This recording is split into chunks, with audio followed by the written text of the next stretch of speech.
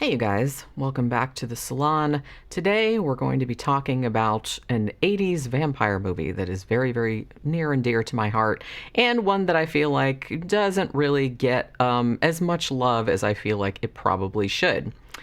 Now, if you've been around here for any length of time, I may have mentioned once or twice before that as a rule, I've kind of been over vampires for a very long time. Like, I don't usually seek out any vampire media, as far as books or movies or anything like that in particular. Like, I will watch them, but it's not usually my preferred subgenre. I'm kind of sick of them, to be honest with you. I like a lot of old ones, but, I don't usually, look for new ones. Now, like any self-respecting goth chick, I was all about Anne Rice back in the day, that day being the late 1980s, because that's when I was in high school. And I will also say that my very first very terrible unpublished novel was actually a really painfully angsty vampire love story, like vampire falls in love with a human thing. Like, I wrote it in probably like the late 80s or early 90s, and it was kind of along the same lines as Anne Rice. Now, if only I had known that many years later somebody would write Twilight and make all of the money that exists in the world, I might not have been so quick to kind of shame toss my manuscript into the garbage because I thought it sucked. But, lack of foresight, all that, I couldn't have known back then. So, you know what I mean? And that was like several years later. But it does kind of chap my head a little bit that I wrote something very much like Twilight. Not as rapey or stalkery or anything like that, but it was kind of along those lines. Now, on the other hand, though, as I mentioned, being kind of the unrepentant goth chick that I am and have been since, for more than 30 years at this point, I would be lying if I said I couldn't be seduced by a genuinely great vampire movie. Now, especially if that movie that we're talking about is stylish as fuck, starred three of the best looking people on the planet at the time that it came out, and had an opening scene featuring one of my all-time favorite bands, kind of performing the granddaddy of all gothic rock anthems.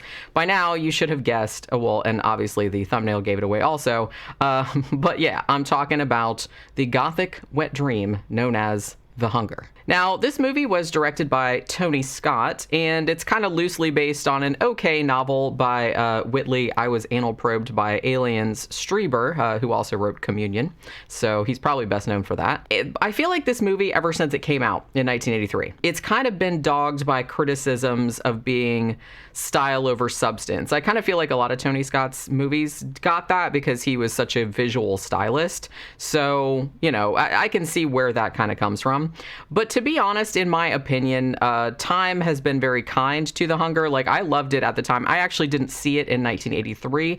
I don't think I saw it until I was in high school. So probably 88, somewhere around there, I think was the first time that I saw it. Because I started hanging out with other goth people and they told me about it. And I went and rented it and loved it so much that I pirated a copy and just watched it pretty much every day for like a several month period. So I got totally obsessed with it, you guys. Honestly, I would happily defend The Hunger as one of the very best, if not the best, vampire films of the 80s. I mean, there's a lot of competition in that area. Fright Night, obviously, but that's kind of more a horror comedy. I feel like this one, as a serious vampire movies go, I'm really, really into this one. It's probably my all-time favorite vampire movie, but I don't know if I want to say that definitively, because it could always kind of change around, but it's easily in my top 10 vampire movies, maybe my top 5 vampire movies of all time. I mean, not only is it just gorgeous to look at, seriously, I think the reason that I watched the movie so many times, as a kid, was I just wanted to live in that environment, you know what I mean? Especially the townhouse and everything, which I'll get into, but I mean, the acting is fantastic in it, but I think the thing that I like about it is it took kind of a tired vampire kind of shtick and did something kind of fairly original and also kind of arty with it, elevated a little bit, but not in a snotty kind of way. Now, of course, much of the concept of essentially interpreting vampire tropes through the lens of modern genetic science was present in Whitley Strieber's book, so I will give him credit for that. I have read the book, but it's been a long time. I remember actually liking the movie better, which doesn't usually happen, but one thing that I did like about the book is that it goes more into Miriam, like the main vampire, like it goes more into her backstory, which I kind of appreciated. I mean, I know that the movie can't really do that, and they just kind of did it in like little bits of, little vision things and everything like that. But I do kind of like that they went back into her history somewhat, and I thought that was kind of cool. So if you don't know, The Hunger is the story of a beautiful centuries-old vampire, actually maybe millennia old now that I'm thinking about it, named Miriam Blaylock, and she's played by Catherine Deneuve. And her understandable but ultimately cruelly selfish quest to find a companion who will be with her forever. I kind of feel like this is more clear in the book, if I remember correctly, than the movie, but she's almost kind of portrayed as like the OG kind of vampire, in the sense that, I don't know, she's kind of like the boss vampire, you know what I mean? So like she can make other ones, but they're not like as powerful as her, you know what I'm saying? Or they don't live as long. So her latest consort, whose name is John, and he's played by David Bowie, for fuck's sake, fucking Bowie. He's been with her for, I believe, 200 years, maybe 300 years. I think they had, well, I'm judging by the outfits they were wearing. Maybe it was 300 years, but I can't remember. But it's a couple centuries anyway.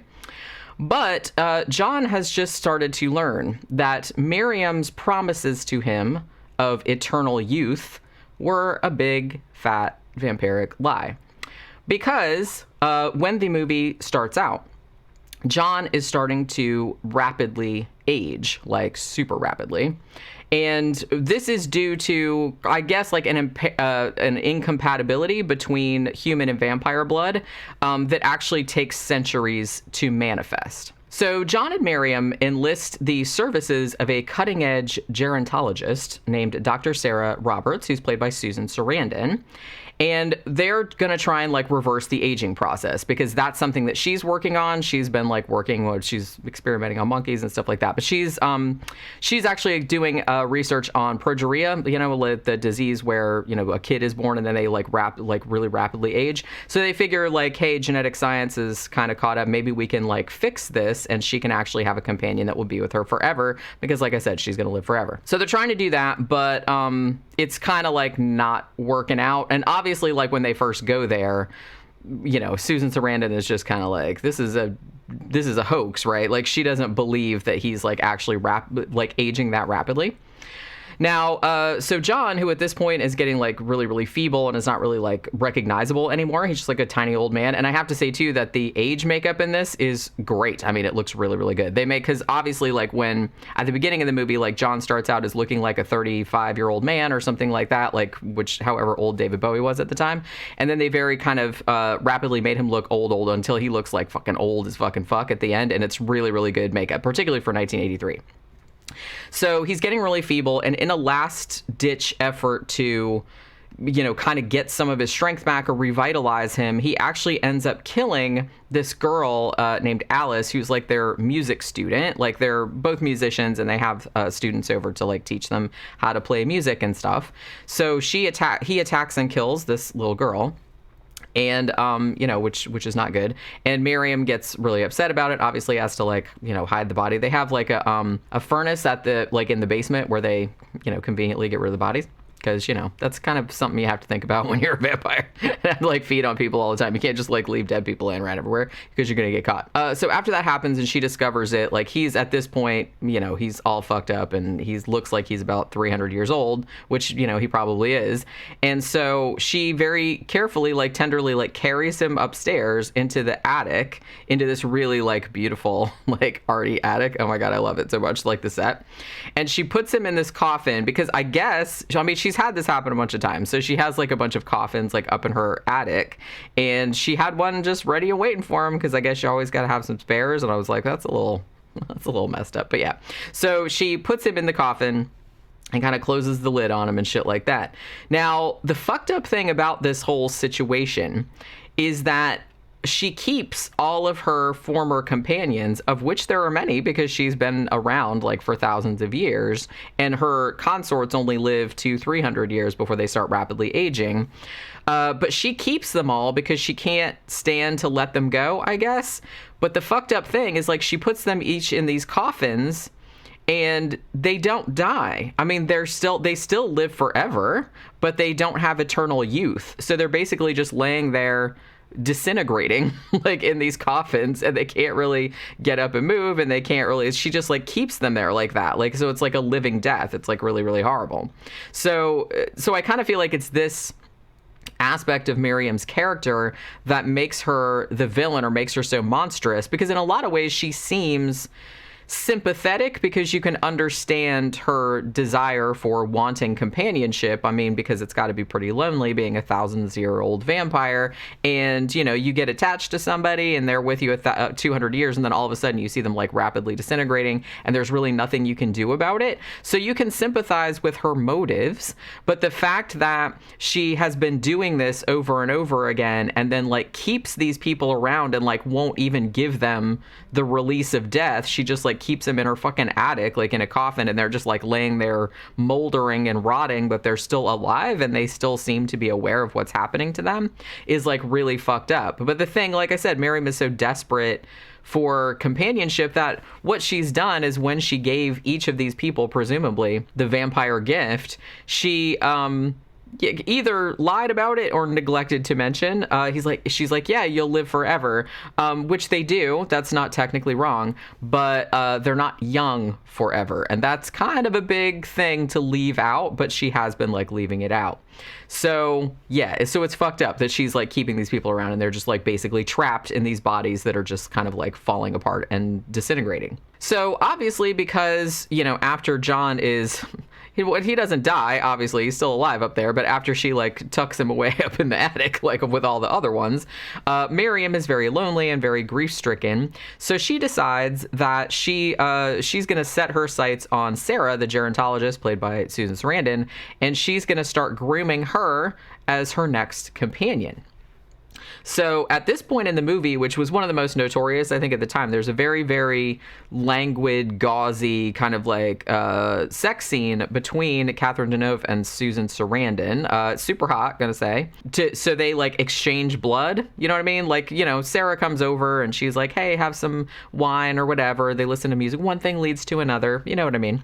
And soon they're kind of exchanging blood after a while. Now, Sarah soon discovers, she doesn't really realize that she's been vampified or anything like that, but she soon starts to realize what Miriam's gift entails. Now, at first, once she realizes what's happening, she kind of refuses to accept it. Like, she feels like this horrible hunger, like I said, all the time, like for blood and stuff, but she doesn't want to succumb to it, because like I said, she's a scientist, so she is able to have some kind of like measure of objectivity and being like, oh shit, this is happening, and I need to like not succumb to this. So she kind of like starves herself of blood, but eventually her willpower ends up failing her, because like I said, it's it's just something that vampires got to vamp, you know what I mean? So she ends up killing her boyfriend and feeding on him. You don't feel too bad because her boyfriend's kind of a douche, but I mean, at least I didn't feel bad. Maybe I'm a cold-hearted bitch, I don't know. But I was just he's kind of a dick. I was like, nah, not too sorry to see him go. But you know what I mean? He was just kind of a jerk about it. So because Sarah has done that, like killed her boyfriend, finally like gave in to, the bloodthirst or whatever, Miriam thinks that Sarah is now on board with the whole vampire thing. Hey, I've got a new companion. She can move in. We can hang out. It'll be like a whole fun situation. But as I said, there is something still of Sarah's personality in there. Like I said, she's very steely, very resolved. She's very scientific, very objective. And she decides that she doesn't want any part of this nonsense. And I guess I don't think this is explicitly stated in the movie that I remember, but I think it's implied that once she realized that when John was still alive and was coming to her trying to saying, hey, I'm aging really rapidly, I think she made the connection like, oh, she made me into a vampire, and then that's going to happen to me like somewhere down the line. So I think she kind of figured it out and was like, yeah, no, thank you. I don't want any part of that. So she decides that she would rather be dead than that. So she takes one of the kind of iconic things in this movie is that Miriam has this pendant around her neck. It's like an ankh, like an Egyptian ankh, and it has like a blade on the bottom, and it kind of like pulls off, and there's a blade. And she, because they don't have fangs, these vampires, they just look like regular people. They just kind of like cut the people's jugular vein and drink from that, like rather than biting them, which I thought, like I said, I thought that was kind of a cool thing, because it's, the fang thing, it's a little bit cheesy.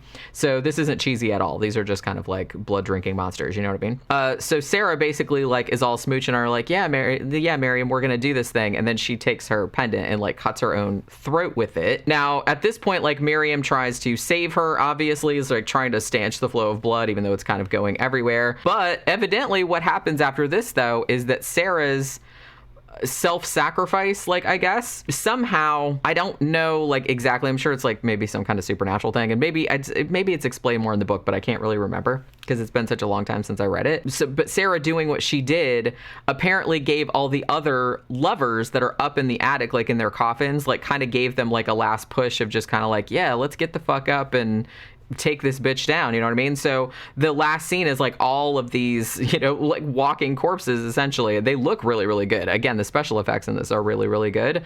So they all kind of get out of their coffins and like attack Miriam, and it turns out that was the only thing that could really destroy her in the end. And after they destroy her, like all of them fall to dust on the floor, like, and it's almost kind of like there's a sense of relief, because like I said, they've just been laying in there for like hundreds, thousands of years, some of them, and they're just kind of like slowly turning to dust and being like, wow, this sucks a lot, you know what I mean? So they wanted to die, and Miriam wouldn't allow them to. So now they feel, well, now they've destroyed her, and now they can kind of go to their reward, go to their rest, and everything will be, all worked out. Now I have to say, and I can't remember if this is from the book or not, I kind of doubt it. I don't remember this being from the book, but if you've read it more recently than I have, then maybe you can tell me. But the movie has this odd little coda, this little kind of like, epilogue type situation that doesn't really make sense in the terms of the story. Because what happens at the very end, and it's only like a minute or two long, we see that Sarah has actually survived her suicide attempt, either because she already had the vampire thing and like she couldn't be killed, or she just happened to, I don't know, she just happened to survive it. It was the cut wasn't deep enough or whatever. So she survived, and she's now living as a vampire. And they show her kind of like standing on the balcony of like this high-rise like condominium somewhere, and she now has two consorts of her own, like a man and a woman. Now, Susan Sarandon has reported that she was real not happy with this tacked-on ending, and I kind of agree with her, because it negated the whole arc of her character and the point of her rebellion against Miriam. I mean, the whole thing was, I would rather kill myself than subject myself to what you have subjected all of these other people to. Like, I don't want that to happen to me, and I'm willing to like take a stand about it. So the fact that at the very end they're just like, oh no, really, she survived and now she's a vampire, and she also has two consorts now who it's presumed she's gonna treat the same way, that really doesn't make any sense at all, like with the whole point of her character, you know what I mean? Now, like I said, Susan Sarandon, there wasn't really anything she could do about it. I mean, she did come out publicly and say, yeah, I thought that was a stupid ending. It was actually, I believe it was the producer's idea, because they wanted to leave the movie open-ended in case they wanted to make a sequel down the line, which of course they never did. So I don't really understand like what the point of it was, but producer's gonna produce, I guess, or whatever it is the fuck that they do. They just want to make like a whole franchise. Even back in the 80s, they were like, they were eye to franchising, and they never did make a sequel to this, and I don't even know what she would do. But they were gonna be like, Hunger 2, Electric Boogaloo, and then Susan Sarandon was gonna be the main one. It's like, I don't know even what they were thinking, but they never did do it, and so the whole point of the ending scene is just dumb. Now, the scenes, like I said, it's not even a minute long, I don't think. It's just kind of, oh, look, she lived, and now she has two companions and blah blah blah, and it doesn't spoil the movie or anything like that, but it is kind of like, what the fuck, because it's just kind of like, it just narratively it doesn't make any sense at all, and you can tell that it was just tacked on, because it's like, oh, we're gonna do a part 2, but then, like I said, they never did. So all that aside, let me take a moment here to kind of rhapsodize about all the great things that this film does.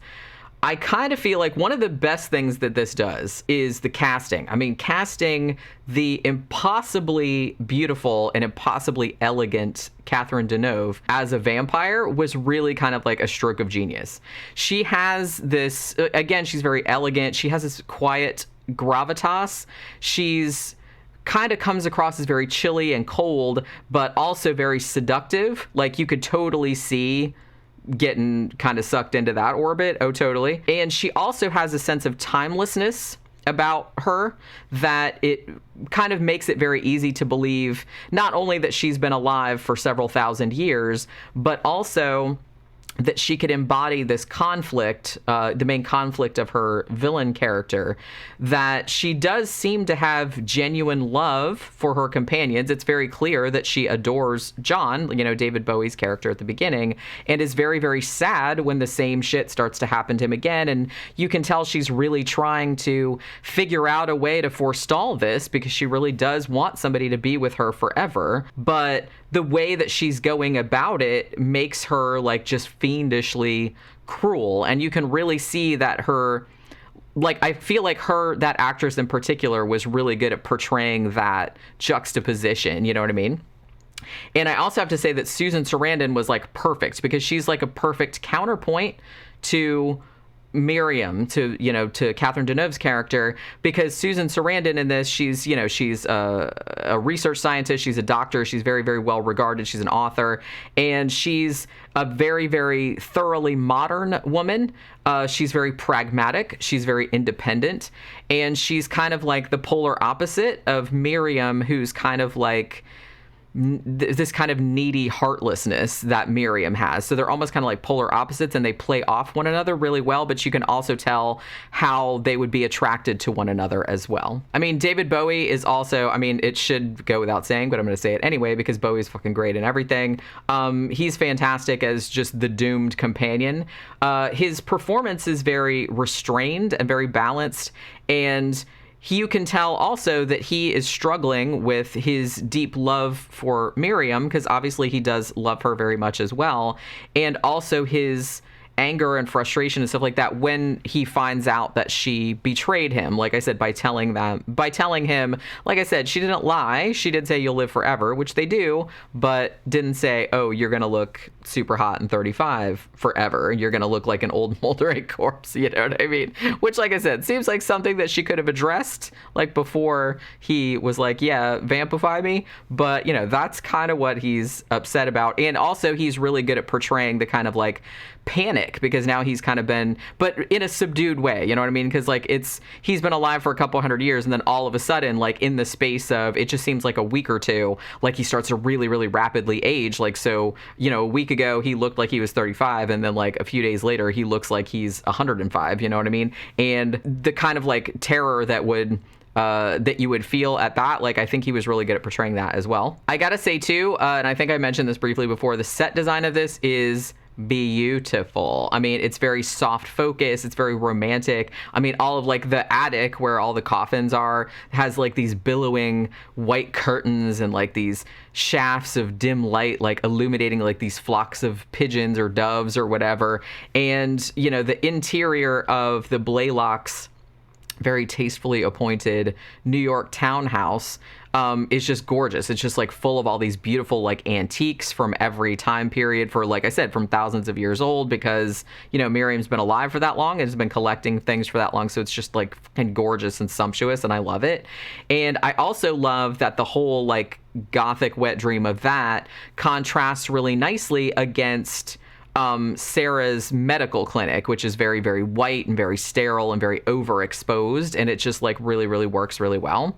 I have heard, like I said, even back in the 80s, people were complaining that The Hunger looks more like a music video than a movie, which I get that. I get it. It kind of does. But I kind of feel, though, at least in my opinion, the entire look of the film is really a crucial part of its enduring charm, because honestly, like, the aesthetic flair that it had was certainly one of the first things that drew me to it. Like, back in the 1980s, I was like, oh my god, I want to live in this movie. Look at this fucking shit. Like, especially the Blaylock's house. I was just like, why can't I be like a millionaire and have a fucking house that looks like that? I would totally live in that in a second. You know what I mean? I just fucking, and every day I would just look at it and like rub all over everything. You know what I mean? I even love like the billowy curtains in the attic. I was just like, I just thought that was so fucking awesome. And to be frank, it's like, I loved it back then, like the first time I saw it, which, like I said, was probably the late 80s. I want to say I probably saw it in 1988 or thereabout. So it was like 5 years old when I saw it.